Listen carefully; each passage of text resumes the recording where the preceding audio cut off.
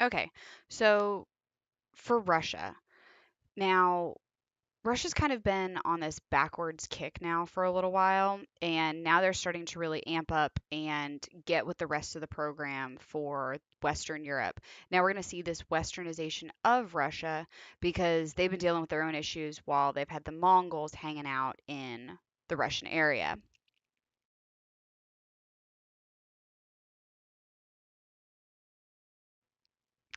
So in the 14th century, you have Ivan III, also known as Ivan the Great.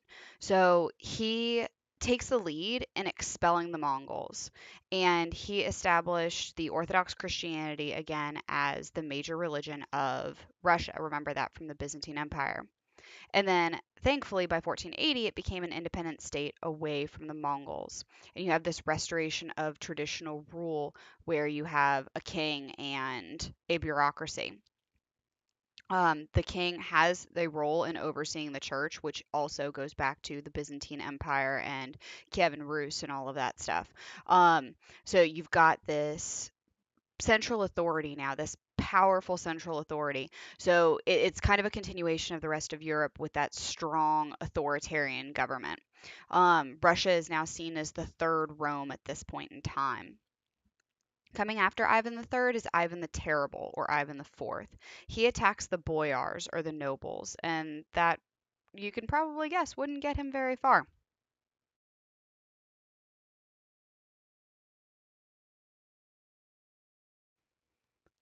So if you see on this map, you've got the general Moscow from Ivan the Great, which is in the blue. Then the yellow is acquisitions thanks to Ivan the Great. And then the green, that's through Ivan the Terrible. So you can see Russia is not really what we know it as today at this point. Because remember, at this point, they're just getting over the Mongols having been hanging out in Russia. I mean, that you've got the Golden Horde, if you remember back to the Mongols. So it took the Russians some time to get rid of the Mongols out of their area and then to start to take the land that we now know of as Russia.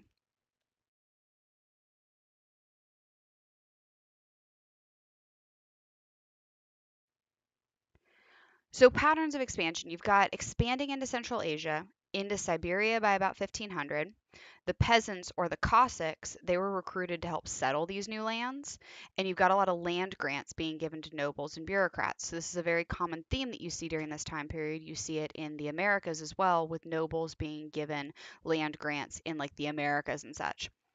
You've also got the trade with Asia increasing and Islam being tolerated pretty well within the Russian Empire. So there's this expansion and this tolerance of the new cultures that they are coming across.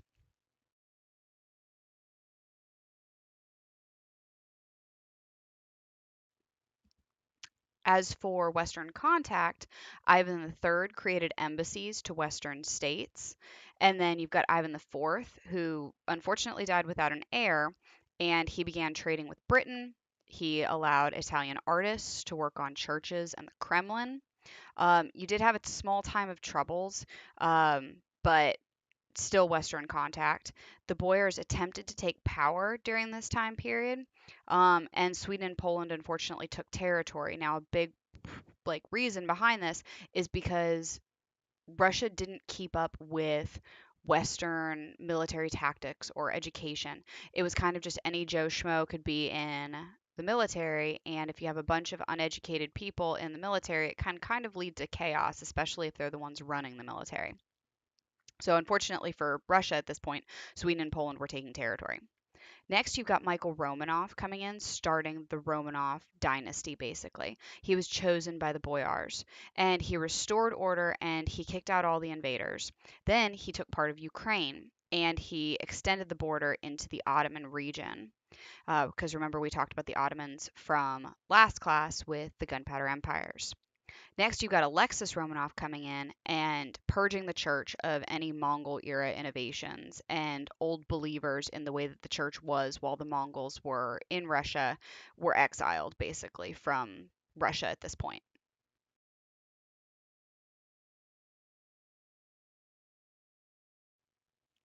If you look at the map, you can see the Russian Empire expanding at this point in time under the Romanovs. So, really strong expansion in a very limited amount of time.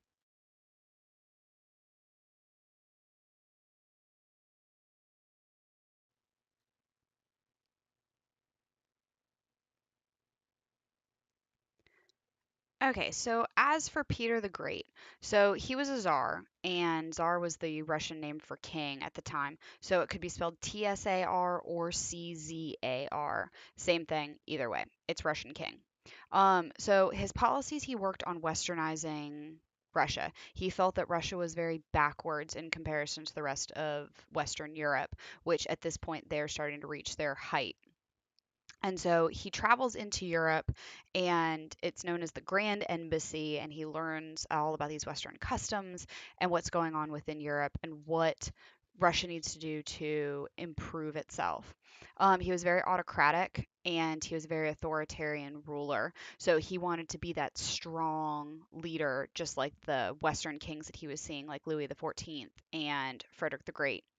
Um, as for reforms by fiat, so that's paper money that can't be converted to anything and it's legal through a government decree. So he started to make these reforms based upon taxes and such. Goal again was to modernize Russia. And his empire, unfortunately, was constantly searching for money just because of historical practices and people liked their money. He did create a secret police to make sure that people were loyal to him, as most authoritarian rulers do. He started a conflict with the Ottomans because he wanted control of the Black Sea and he wanted further land expansion. Unfortunately, early on, he failed with his conflict with the Ottomans, largely because he was so unprepared militarily. As before, they weren't trained. They struggled because the military was not educated and the tactics were they were very outdated. So unfortunately for Russia, they were not really making gains like they wanted to. Um, Eventually, though, he was able to get a Baltic port, which helped him with his goal of getting a navy. Because in order to have a navy, you got to have water access, and that's desperately what he wanted. Also, he moved the capital to St. Petersburg to be closer to Western Europe. Class divisions were very important to Peter the Great, and we'll see this through some of his policies too.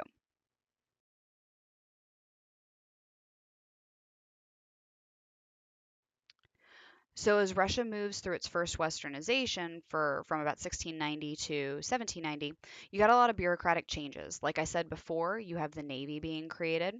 You have the Council of Nobles being ended and instead being replaced by dependent advisors on Peter, or the ruler.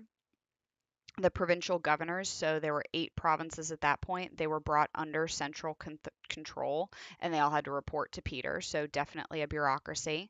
And then the town councils were also under royal authority, so basically it's all coming back to a centralized power.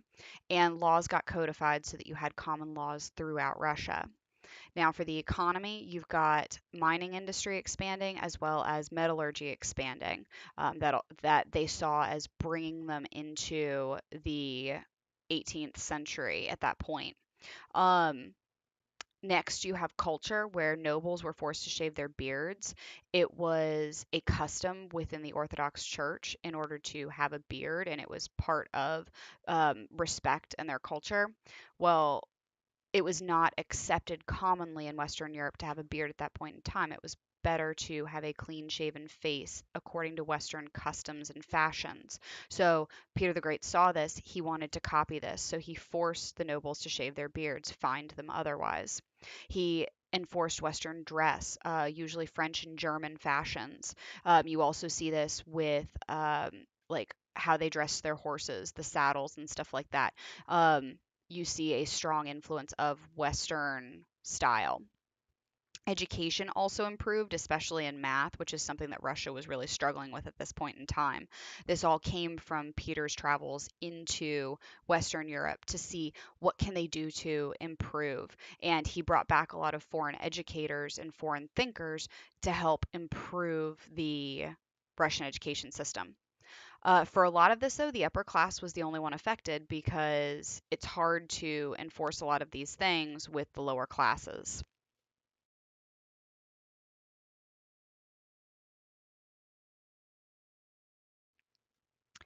So Peter died in 1724, and a bunch of weak rulers followed him. And eventually, we have Catherine the Great coming in. She ruled from 1762 to 1796. She was the widow of Peter III. Now, there's a debate whether or not she actually poisoned Peter III in order to gain power. She was a little bit of a power hungry wife herself.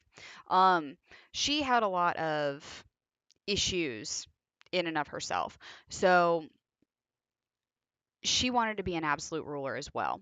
So people were unhappy with that, especially peasants. Peasants usually aren't the happiest with absolute rulers. So you've got the Pugachev Peasant Rebellion in her rule, and she used the put down of their rebellion to expand her central power, basically. She distrusted a lot of people around her, and unfortunately, that led to a lot of distrust of people in her. She continued westernization of Russia, especially with education. And as for absolutism, the nobles were empowered over the serfs. So, yes, we have serfdom through Catherine the Great. And the French Revolution, the Russians are seeing this happen from the Russian side of things. And they're like, well, wait a minute. These people want democratic principles. What's so wrong with this? So, Catherine the Great kind of had to put down a few different uprisings and quell some of those rebellious thoughts. If she didn't, then she wouldn't have the power anymore, right? And it was all about her being an absolute ruler. As for expansion, she took Crimea from the Turks, also expanded into Siberia, and then Alaska was claimed as well, and explorers were sent all the way down into Northern California at this point. You also have the partition of Poland into partially Russian territory at this point. So Russia's greatly expanding, land wise at this point, but consolidating the power under Catherine.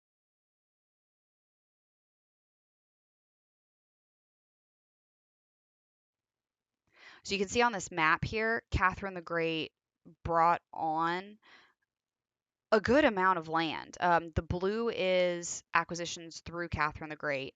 The green is Peter the Great, and then Russia that existed 100 years before they existed. So Catherine the Great really did actually expand a good amount of Russian land, and you can see that they went over and explored into North America.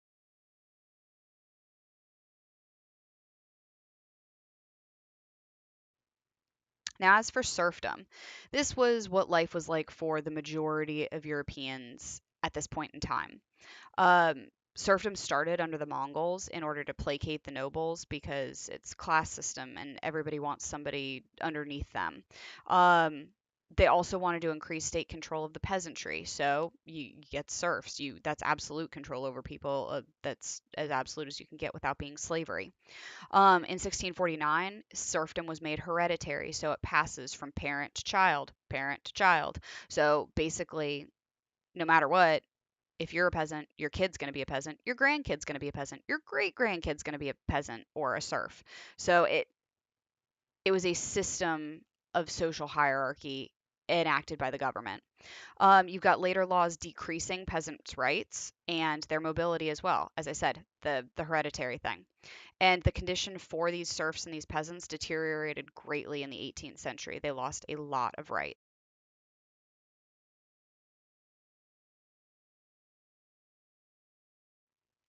As for trade, 95% of Russia was rural at this point, and you had a very small merchant class. So you were basically a noble, you worked with metallurgy and mining, or you were a peasant farmer serf. Very, very small merchant class at this point. And as you can imagine, Russia's not the greatest for farming. So it makes life a little bit.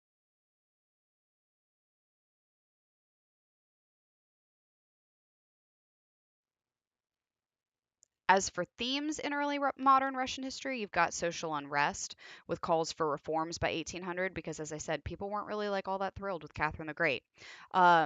Landlords were blamed for a lot of difficulties, peasants were unhappy. Again, that Pugachev uprising in the 1770s, that's seen as the height of discontent in Russia. But Catherine really stopped that one by killing a lot of people.